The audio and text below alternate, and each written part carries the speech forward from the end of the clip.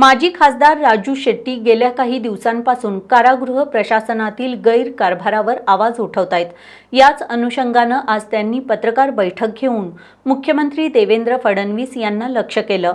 याच पत्रकार बैठकीत शिरोळ तालुक्यातील शिर्टी या गावात राहणारे शरद गुरव यांनी तुरुंगातील आपले अनुभव सांगताना तिथं होणारा भ्रष्टाचार कथन केलाय।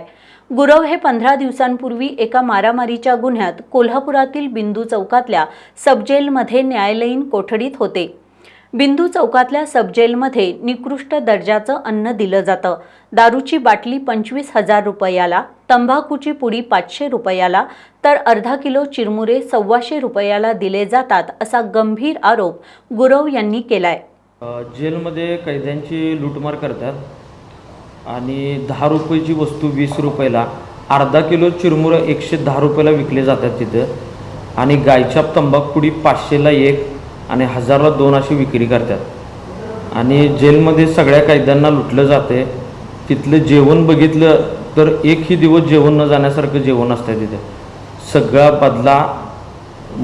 बदला भाज्या, मोठं न सोलल्यालं ना, एकदम असं जेवण बाद। दारू 25,000 रुपयाला बाटली।